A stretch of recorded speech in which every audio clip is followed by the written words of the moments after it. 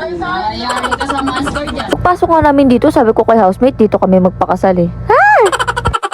So, ang balak namin ngayong araw ay magsimba lang. Pero syempre, susurprise namin si housemate. Kinontsaba ko na yung mga tao dito.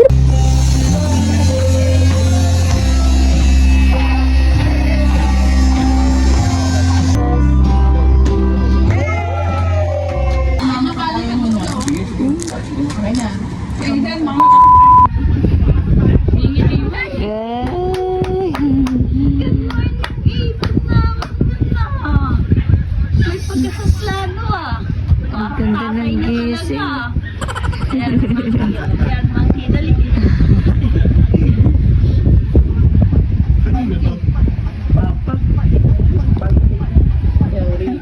Hi people of the world! Second day na namin dito sa Bulacan today is birthday ni housemate. Kakagising lang namin yan.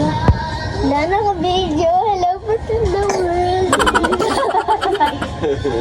Ano sabi mo? Ano sabi mo? Naka-video.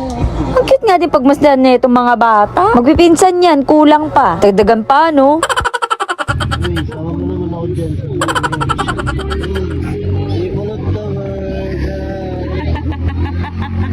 Eto nga si Aiden, nagbumuni-muni pa. Ganda nga kasi ng ambience dito. Sariwang hangin pa yung maaamoy mo. Sarap talaga pag may napupuntahan ka lugar na ganito, no?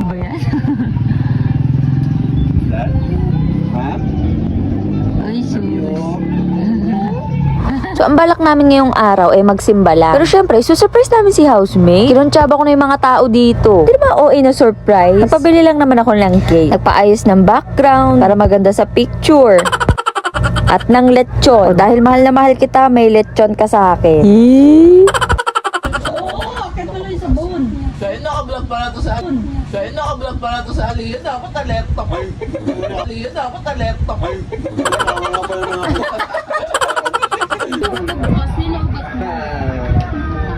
What's that? Mag-church kagabi eh. Kami mga babae at mga bata, doon kami sa loob na tulog. Mga lalaki dito sa terrace. Mga lasing kasi, sinalubong nila yung birthday ni housemate.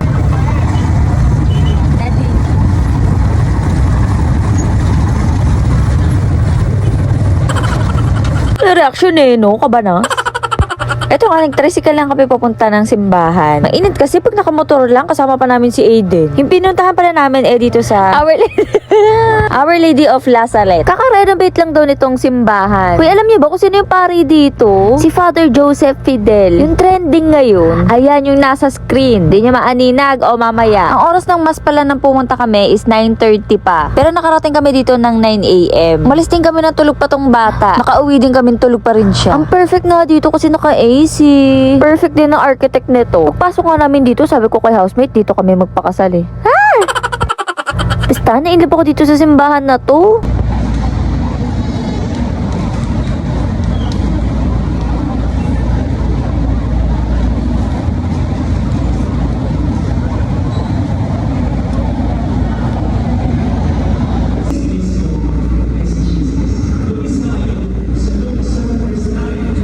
Alam niyo, habang nagsasalita si Father, magpo-focus ka talaga. Bukod sa may matututunan kang aral, makaka-relate ka pa. Iba din kasi yung impact ng mga sinasabi niya eh. Simula nga nung pinangalak ko si Aiden, ngayon na lang kami ulit nakapagsimba ni housemate na magkasama. Kasi diba, may pasok siya.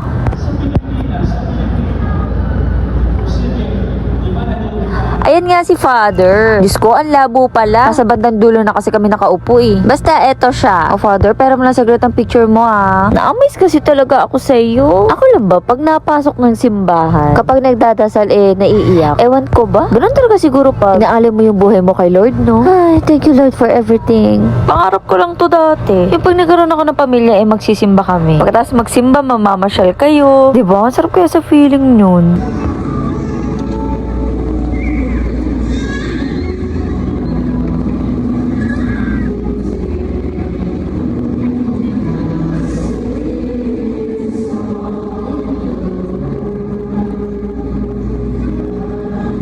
Tapos na yung misa at pauwi na kami nito. Kaya pinag-chat ko na din yung mga tao doon para makapag-ready na sila. Siyempre, hindi ako nagpapahalata kay housemate. Baka mabulilyaso pa nga. Ayan yung mga pinabili ko. Sakto naman nagsimba kami para ma-set up yan.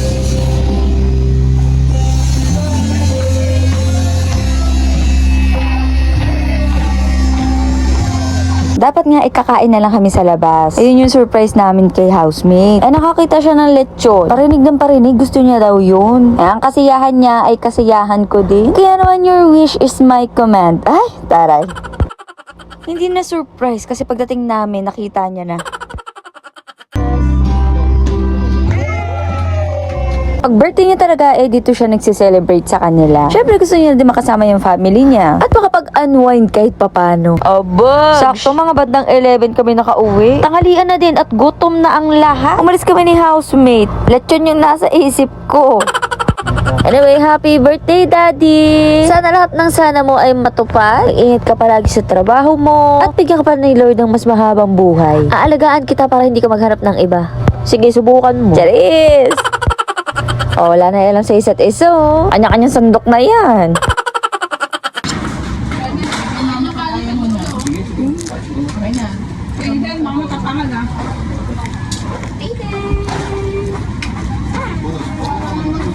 Nak!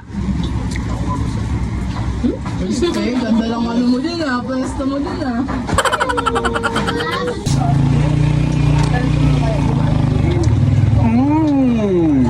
Ang sarap-sarap.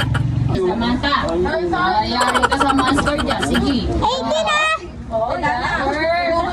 O, diba? Awangkin niya ni housemate. Mana na sa kakeng ko yan. Ooh, yummer! Galit-galit muna talaga pag ganito yung ulam. Yung pag may umistorbo sa'yo, babalyahin mo talaga. Naku po, ngayon.